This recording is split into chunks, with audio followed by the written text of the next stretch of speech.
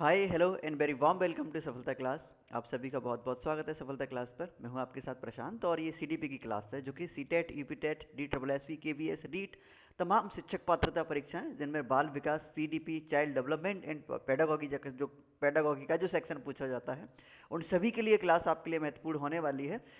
इस क्लास का अगर आपको पीडीएफ चाहिए तो आप सफलता क्लास पर खुद को एनरोल कर सकते हैं। फर्स्ट आपको सफलता क्लास ऐप डाउनलोड करना होगा। सफलता ऐप डाउनलोड करने के बाद आप खुद को रजिस्टर करेंगे किसी भी शिक्षक पात्रता परीक्षा के लिए और उसके बाद आप अपना सेक्शन चूज करने के बाद आप पुरानी क्लासेस का बैकअप के साथ साथ क्लास का PDF, mock test, e books और भी तमाम कंटेंट जो आपके लिए बेहद ज़रूरी है वो सारा कुछ एब्सोल्युटली फ्री ले सकते हैं। उसका कोई चार्ज नहीं है बिकॉज अवर मोटो इज साथ रहेंगे सक्सेस तक। बिना किसी देरी के क्लास को बढ़ाते हैं आगे। इससे पहले एक जानकारी मैं आपको देना चाहता हूं कि इससे पहले हमारे 2-3 वीडियोस बाल विकास यानी सीडीपी पर बाल विकास के चैप्टर से यानी चैप्टर फर्स्ट से आ चुकी हैं। इससे पहले आपको अगर चीज़ें समझनी है जैसे बाल विकास की अवस्थाएं, बाल विकास क्या होता है, बच्चे का विकास कैसे होता है, कौन कौन सी अवस्थाएं होती हैं और उन अवस्थाओं की क्या क्या विशेषताएं होती हैं, तो वो सारी चीज़ें हम इससे पहले की वीडियोस में कवर कर चुके हैं। तो आपको मैं यही सुझाव दूंगा तो इस वीडियो को देखने के पश्चात या वीडियो को देखने से पहले आप पुरानी वीडियोस देखिए, उसके बाद इस वीडियो का आनंद उठाइए। ये क्या ना कि एक सीक्वेंस से जब कोई चीज़ देखते हैं ना आपको तो वो एकदम बैठती जाती है दिमाग में। तो सीक्वेंस इसका यही है कि चैप्टर फर्स्ट की जो चीज़ें हैं वो हो चुकी हैं पुरानी वीडियोस में, आप उन्हें पहले देखिए और उसके बाद इसके बाद देख लेना। आप इस वीडियो, अब तो यहाँ पे आई गई हो तो इस वीडियो को देख लीजिए, ठीक है। और ये वीडियो पसंद आए तो लाइक शेयर इसे ज़रूर करना, ठीक। चलिए बिना किसी देरी के क्लास को बढ़ाते हैं आगे। आज की हम जो क्लास में करने वाले हैं कि बाल विकास की अवस्थाएं हमने पढ़ी हैं, उनकी विशेषताएं पढ़ी हैं, बाल विकास होता क्या है और बाल विकास से संबंधित हमने परिभाषाएं समझी हैं कि किस मनोवैज्ञानिक ने, किस साइकोलॉजिस्ट ने बाल विकास से संबंधित, शैशवावस्था से संबंधित, बाल्यावस्था से संबंधित, किशोरावस्था से संबंधित कौन कौन सी परिभाषाएं दी हैं। तो ये सारी चीज़ें हम पुरानी वीडियोस में कवर कर चुके हैं। इस वीडियो में हम क्या करने वाले हैं, इस वीडियो में हम करेंगे कि बाल विकास से संबंधित कुछ वन लाइनर जो चीज़ें होती हैं पॉइंट वाइज, तो उन्हें पहले कवर कर लेंगे क्योंकि ये जो चीज़ें हैं वो आपके सीटेट में भी काम आती हैं। सीटेट में बहुत ज़्यादा नहीं लेकिन आपके ईपीटेट, रीट, केवीएस और सुपर टेट, ये ऐसी सबसे ज़्यादा सुपर टेट में काम आने वाली चीज़ें हैं। आज की वीडियोस की चीज़ें जो हैं वो सुपर टेट में काम आने वाली है क्योंकि शिक्षा मनोविज्ञान यानी बाल विकास से संबंधित जो शिक्षा मनोविज्ञान होती है उसका संबंध बाल विकास से क्या है, वो सारी चीज़ें हम पॉइंट वाइज कवर करेंगे इस वीडियो में, ठीक है। बिना किसी देरी के बढ़ाते हैं क्लास को आगे। सबसे पहले है कि बालक के विकास की प्रक्रिया कब शुरू होती है। जैसा कि आप सबको पता है बाल विकास या फिर बालक के विकास की जो प्रक्रिया है, the process of child development begins from किससे, before the birth. Before the birth यानी जन्म से पहले ही शुरू हो जाती है और कब तक चलती है, मृत्यु पर्यंत। मृत्यु पर्यंत यानी जब तक व्यक्ति की मृत्यु नहीं हो जाती है तब तक उसका विकास होता रहता है। अब विकास होता रहता है, ग्रोथ होती रहती है, वृद्धि होती रहती है, इन सब की जानकारी आपको पुरानी वीडियो में मिलेगी। There is no difference between growth and development, either we can say that growth and development is also a, आपस में दोनों अंतर संबंधित हैं, ठीक है। अब दोनों में क्या संबंध है और दोनों कैसे अलग हैं, तो कैसे कैसे अलग है इस चीज़ की जानकारी आपको पुरानी वीडियो में मिलेगी। तो पुरानी वीडियो जरूर देखना कि वृद्धि और विकास में क्या संबंध है और वृद्धि क्या होता है, विकास क्या होता है, ठीक। चलिए, सामान्य रूप से विकास की कितनी अवस्थाएं होती हैं, 5 अवस्थाएं होती हैं। सबसे पहले शैशवावस्था,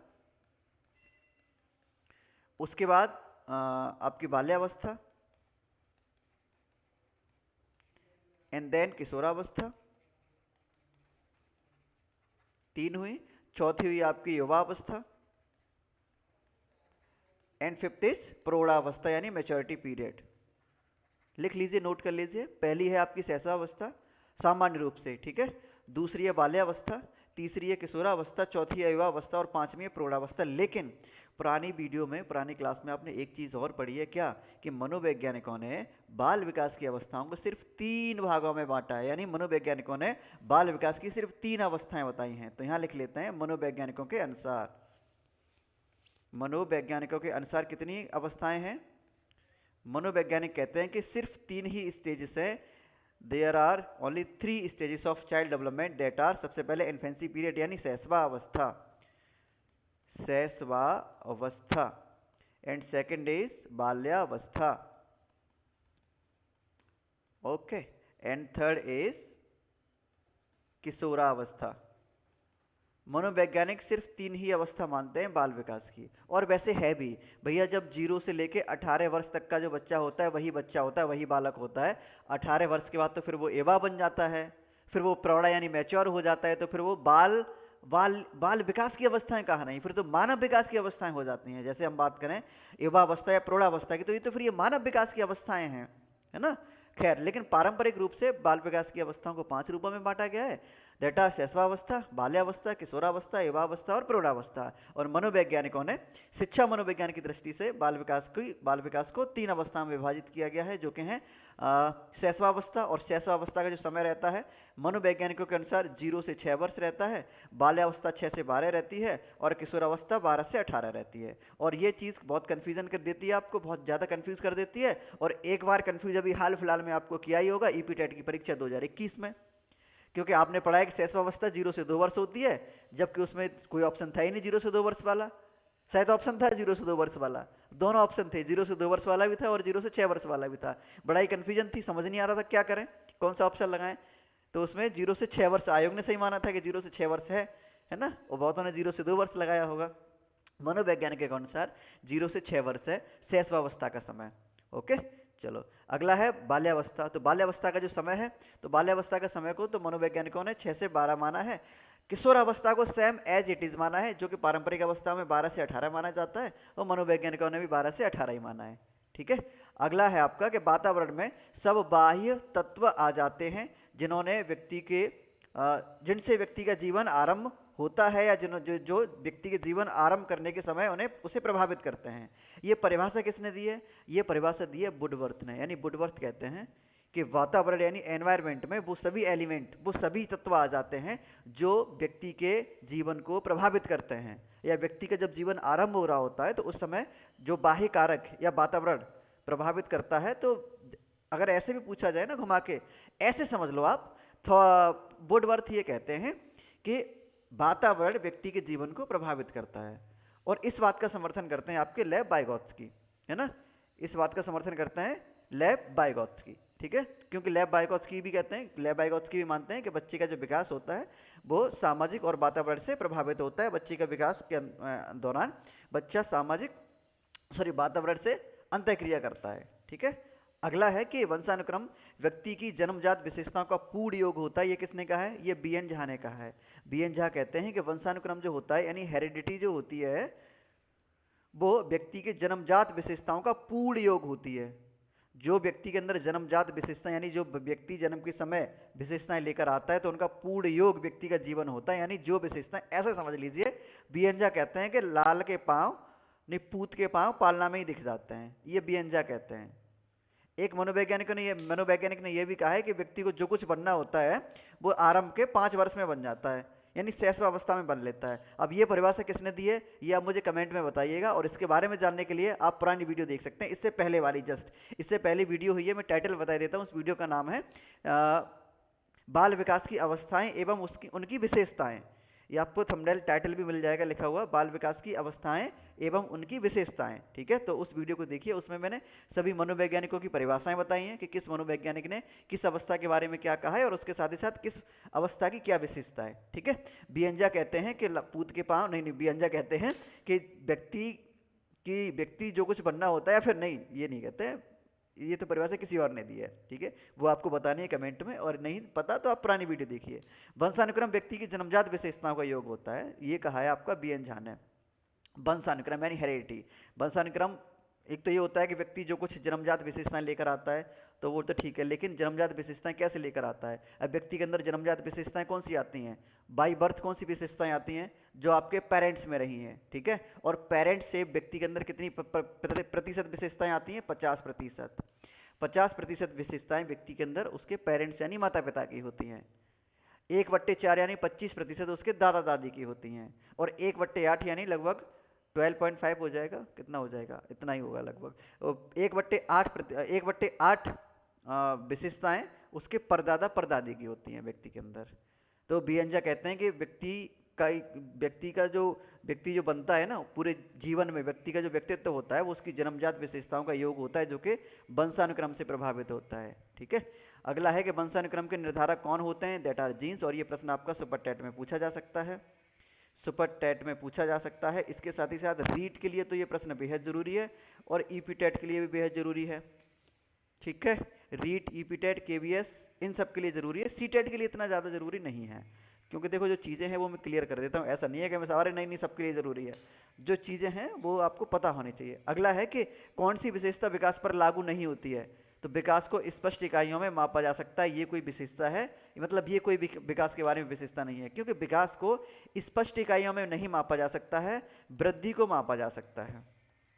जैसे बच्चे की अगर ऊंचाई बढ़ेगी यानी लंबाई बढ़ेगी तो उसे स्पष्ट इकाई में मापा जा सकेगा, बच्चा कितना हो गया, 2 फुट 5 इंच का हो गया, यानी एक स्पष्ट इकाई है। और ये क्या है, ये वृद्धि है। बच्चे का मोटापा बढ़ रहा है, अगर वजन बढ़ रहा है तो ये वृद्धि हो रही है बच्चे के अंदर। विकास क्या है, नैतिक विकास, सामाजिक विकास। कितने किलो विकास हो गया, ऐसे मापा जा सकता है क्या, नहीं मापा जा सकता। कितने कितने ग्राम नैतिकता है, ऐसा कुछ होता है कि कितने ग्राम नैतिकता है बच्चे के अंदर, ऐसा तो नहीं होता है ना।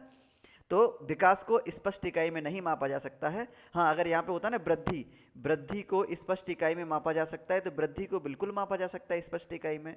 ओके, अब क्या डिफरेंस है विकास और वृद्धि में, इसके लिए आपको पुरानी वीडियो देखनी पड़ेगी। ठीक, चलिए। शैशवा काल का नियत समय क्या होता है, 5 से 6 वर्ष मनोवैज्ञानिकों के अनुसार। मनोवैज्ञानिकों के अनुसार 5 से 6 वर्ष होता है शैशवा काल का नियत समय। ठीक है, बाकी पारंपरिक अवस्था के अनुसार शैशवा काल 0 से 2 वर्ष। Got it. नेक्स्ट, बालक की तीव्र बुद्धि पर विकास का क्या प्रभाव पड़ता है। बाल विकास सामान्य से तीव्र हो जाता है, और क्या है, अरे बच्चे की बुद्धि तीव्र होगी तो विकास तीव्र होगा, सिंपल सी बात है। ठीक है, विकास एक प्रक्रिया कैसी, निरंतर, बिना रुके, जन्म से पूर्व शुरू होती है और मृत्यु पर्यंत चलती रहती है। अगला पॉइंट, बाल्यावस्था में मस्तिष्क का विकास हो जाता है 90%, यानी 6 से 12 वर्ष तक, या हम कह सकते हैं कि 12 वर्ष के बालक का विकास, मस्तिष्क का विकास 90% हो लेता है। तभी तो कोई बड़ा 12 वर्ष से ऊपर का अगर कोई बच्चा होता है और कुछ हरकतें करता है, कहते हैं अरे यार अब कहते हैं अब बुद्धि नहीं आएगी तो उसमें ना बुद्धि, ना अब नहीं विकसित होगी, ना ना ना अब विकसित तो नहीं होगी, ऐसे टोंट कसते हैं ना, वही होता है। मतलब ये है कि खैर वहाँ पता तो नहीं होता है, कौन सी साइकोलॉजी पढ़ी होती है वहाँ पे, कौन सा पता होता है कोई कि ये नहीं हो, अब नहीं होगी, अब तो सिर्फ 10% ही चांस है। घर में कोई हो तो मजाक मत उड़ा लेना उसका कि अब तो बेटा तेरी बुद्धि बढ़ने के 10% ही चांस है, ऐसा कुछ नहीं है खैर, बाल्यावस्था में मस्तिष्क का जो विकास होता है ना 90% हो लेता है, यानी 12 वर्ष के बच्चे का विकास 90% हो जाता है, उसके मस्तिष्क का विकास, टोटल नहीं, मस्तिष्क का विकास। ठीक है, वैसे भी लगभग हो ही जाता है, सामयिक विकास देखो बाल्यावस्था में हो ही जाता है, सामाजिक विकास नहीं, सामाजिक तो आगे भी चलता रहता है, मानसिक विकास हो ही जाता है, बौद्धिक विकास जितना होना होता है 90 बाल्यावस्था तक हो ही जाता है। इसके अलावा सांवेगिक यानी इमोशंस सभी विकसित हो ही जाते हैं बाल्यावस्था में। भाषा का विकास पूर्ण रूप से बाल्यावस्था में हो ही जाता है। तो लगभग सभी विकास हम कह सकते हैं 90% विकास बाल्यावस्था में बच्चे का हो जाता है। वृद्धि एक अलग चीज़ है, वृद्धि से मत जोड़ लेना, ये मत कहना कि बच्चे की फिर 12 वर्ष के बाद लंबाई बढ़ती है तो वो विकास हो रहा है, हालांकि वो विकास है लेकिन वो एक अलग टर्म है जिसका नाम है वृद्धि यानी ग्रोथ। ठीक है, अंतर्दर्शन विधि पर किसमें बल दिया जाता है, स्वयं के अध्ययन पर। देखो ये सभी वो पॉइंट हैं जो आपके पेपर में आए हुए पॉइंट हैं, या तो ये ईपीटेट में आए हैं, ठीक है, या रीट में आए हैं, या केबीएस में आए हैं, या फिर आपके सुपर टेट में आए हैं। ठीक, ये सभी वो पॉइंट हैं जो या तो सुपर टेट में आए हैं या सुपर टेट, केबीएस, ईवीटेट और रीटेन में आने की संभावना है, प्रबल संभावना है। बालक को आनंददायक सरल कहानियों द्वारा नैतिक शिक्षा प्रदान करनी चाहिए, ये कथन किसने कहा था, ये कथन कहा था कॉल सैनिक ने। और इसने तो पता है कितनी अवस्थाएं मानी, शायद 10-12 अवस्थाएं मानी थी विकास की, है ना, हाँ 5 तो नहीं मानी थी। खैर, बालक को आनंददायक सरल कहानियां सुनानी चाहिए जिससे बच्चे के अंदर नैतिक विकास पैदा होगा, ये कहा था कॉल सैनिक ने। और नैतिक विकास, मोरल डेवलपमेंट, ये थ्योरी किसने दी थी, नैतिक विकास की थ्योरी किसने दी थी, यहाँ लिख लेते हैं, नैतिक विकास का सिद्धांत किसने दिया है बच्चे के अंदर, वो दिया है लॉरेंस कोहलबर्ग। ठीक है, नैतिक विकास, बच्चे के अंदर नैतिक विकास कैसे होता है, बच्चे के अंदर नैतिकता कैसे आती है, ये पूरा सिद्धांत दिया है लॉरेंस कोहलबर्ग ने। और कॉल सैनिक कहते हैं कि बच्चे को आनंददायक कहानियां सुनानी चाहिए जिससे बच्चे के अंदर नैतिक शिक्षा आ जाती है, यानी नैतिकता का विकास हो जाता है। अगला पॉइंट है कि विकास के संदर्भ में मैकडूगल ने क्या कहा है, विकास के संदर्भ में मैकडूगल ने मूल प्रवृत्त्यात्मक व्यवहार का विश्लेषण किया है, और मूल प्रवृत्त्यात्मक यानी टेंडेंसी 14 मूल प्रवृत्ति बताई हैं। और 14 ही फिर संवेग बताएं। इन्होंने कहा है कि हर मूल प्रवृत्ति से संबंधित एक संवेग होता है। भूख, प्यास, भय, क्रोध, डर, गुस्सा, प्रेम, घृणा, ये सभी संवेग हैं और इनसे संबंधित, और ये किससे संबंधित होते हैं? मूल प्रवृत्ति से संबंधित होते हैं। 14 ही मूल प्रवृत्ति बताई है मैकडूगल ने और 14 ही संवेग बताए हैं। Got it? चलिए आगे। जब हम किसी भी व्यक्ति के विकास के विषय में चिंतन करते हैं तो हमारा आशय क्या होता है, यानी जब हम व्यक्ति के विकास के संदर्भ में चिंतन कर रहे होते हैं तो हमारा मतलब क्या होता है, अर्थ क्या, मकसद होता है, आशय क्या होता है? उसकी कार्य क्षमता से होता है, उसकी परिपक्वता से होता है और उसकी शक्ति ग्रहण करने से होता है। कि उसकी कार्य करने की क्षमता, कहते हैं अरे यार उसका विकास अच्छा नहीं हो पाया है, विकास अच्छा नहीं हो पाया, तो आप क्या कंसीडर कर रहे हैं वहाँ पे? वो काम अच्छे से नहीं कर पा रहा है, मतलब उसकी कार्य क्षमता का विश्लेषण कर रहे हैं आप। उसकी शक्ति ग्रहण, वो पढ़ नहीं पाता है ढंग से, हम कुछ भी समझा रहे हैं वो समझ ही नहीं रहा है। ऐसे मैं कुछ भी समझा रहा हूँ, आप अपने ऊपर मत ले लेना। एक उदाहरण मेरे और आपके बीच में हो सकता है ना विकास का, कि जब व्यक्ति के विकास की बात करें तो किस चीज़ का मतलब आशय क्या होता है वहाँ पे? तो ये भी होता है कि उसकी शक्ति ग्रहण करने की क्षमता कितनी है।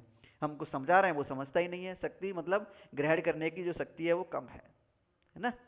और उसकी परिपक्वता को, उसके अंदर मैच्योरिटी कितनी है, कितनी समझदारी है। कहते हैं ना समझदार नहीं है वो कहते हैं समझदार नहीं है, विकास नहीं हो पाया है ना उसका, सही से विकसित नहीं है ना, इसीलिए समझदार नहीं है। खैर अगला पॉइंट है, संवेगात्मक विकास में किस अवस्था में तीव्र परिवर्तन होता है? किशोरावस्था में। एक चीज समझ लेना और नोट कर लेना और गढ़ा गढ़ा के लिख लेना। क्या? देयर इज डिफरेंस बिटवीन सांवेगिक विकास और सांवेगिक परिवर्तन, changing of emotions and development of emotions. ठीक है, चेंजिंग ऑफ इमोशंस, तीव्र परिवर्तन, तीव्र माने तेजी से, रैपिडली चेंजेस जो होते हैं, तीव्र परिवर्तन तो होता है किशोरावस्था में, लेकिन तीव्र विकास कब होता है संवेगों का? बाल्यावस्था में। तीव्र विकास होता है बाल्यावस्था में। ठीक है, संवेगों का तीव्र यानी सबसे तेज विकास होता है संवेगों का बाल्यावस्था में, सबसे तेज सब संवेग आते हैं, सब संवेग आ जाते हैं उसके अंदर बाल्यावस्था में। एक और चीज, शैशवावस्था में बच्चे के अंदर कितने संवेग होते हैं? 4। और कौन कौन से होते हैं उसके लिए पुरानी वीडियो देखनी पड़ेगी आपको, इससे जस्ट पहले वाली वीडियो जो है बाल विकास की अवस्थाएं और उसकी विशेषताएं और उनकी विशेषताएं, ये वाली वीडियो देखिए आप। चारित्रिक विकास का प्रतीक क्या होता है? उत्तेजना।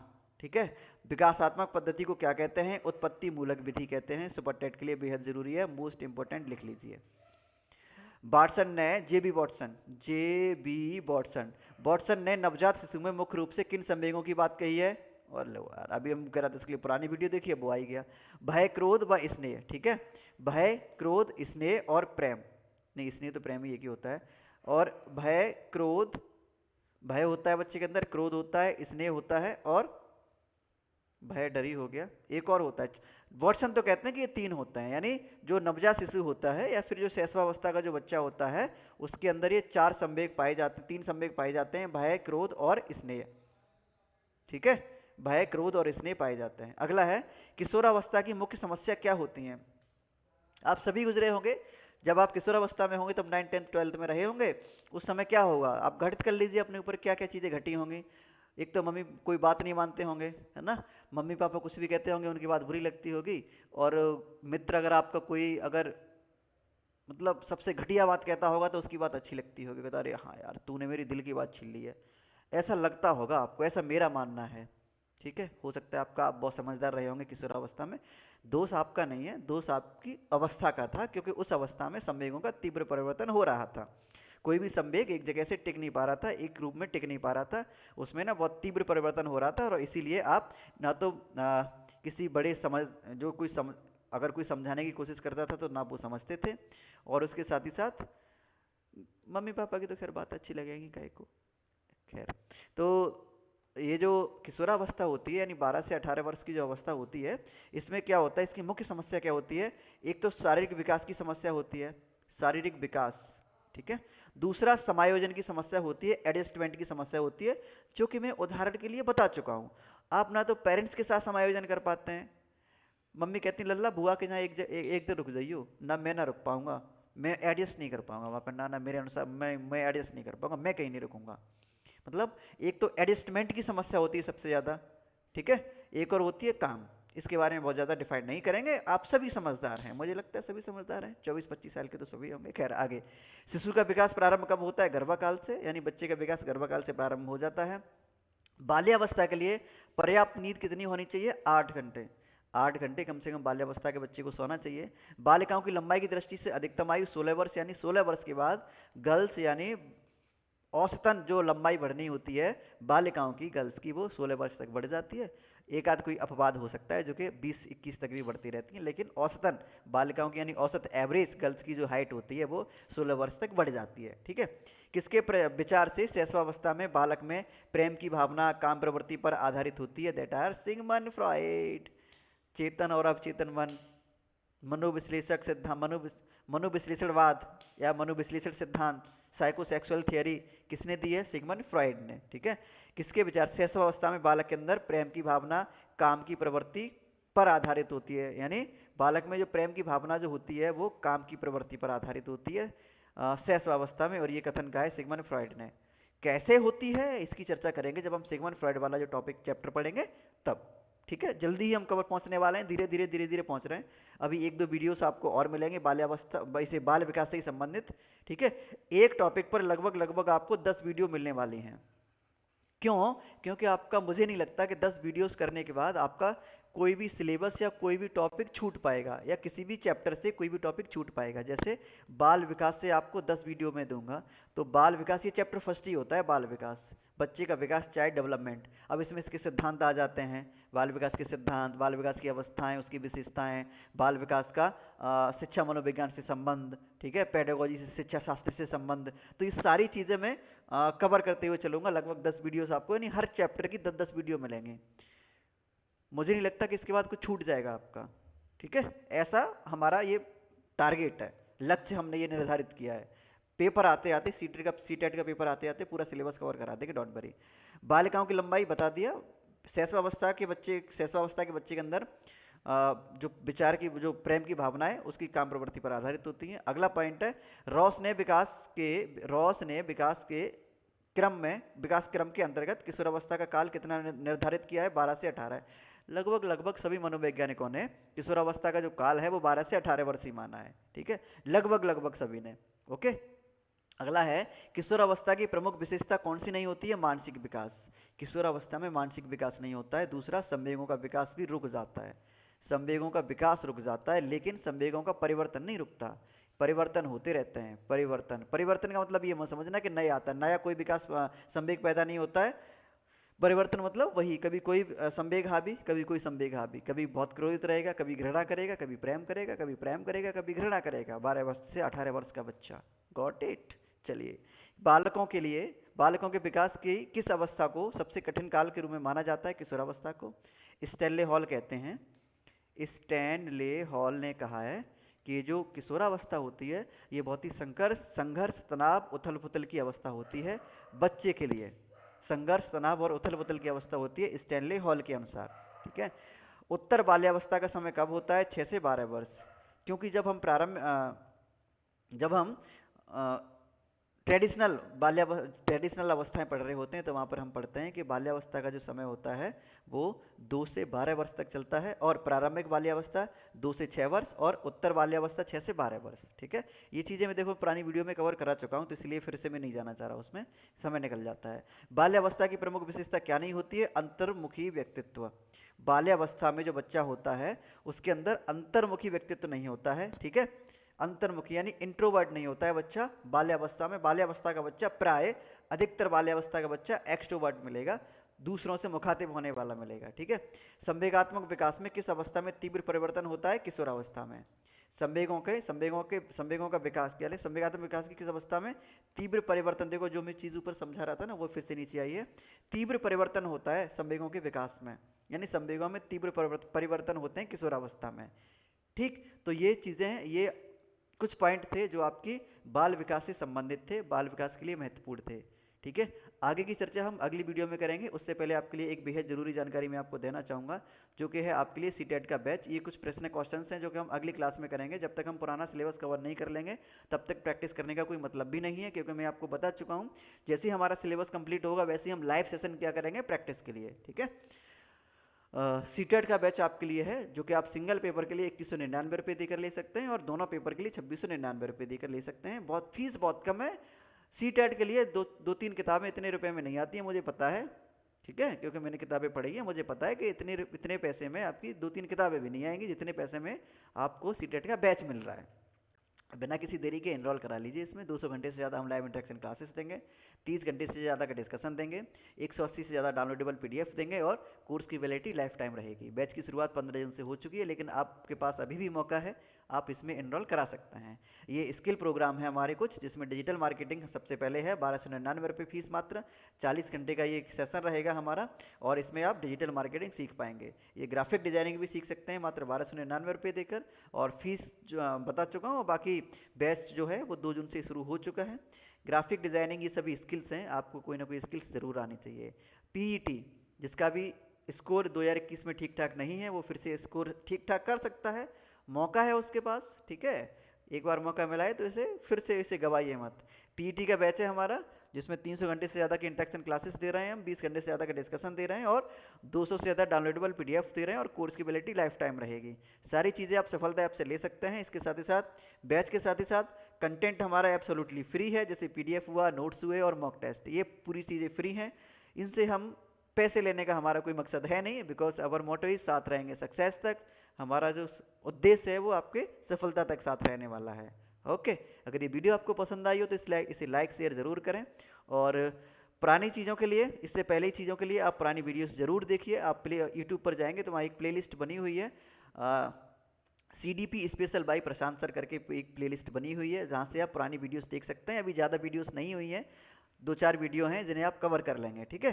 चलिए फिर इसे हम यहीं रखेंगे, नेक्स्ट आगे सेशन में मुलाकात करेंगे। तब तक आप सभी अपना ख्याल रखिए, सावधान रहिए, सतर्क रहिए, हंसते रहिए, मुस्कुराते रहिए और जुड़े रहिए सफलता के साथ। मिलेंगे आगे, तब तक बाय बाय, टेक केयर, नमस्कार।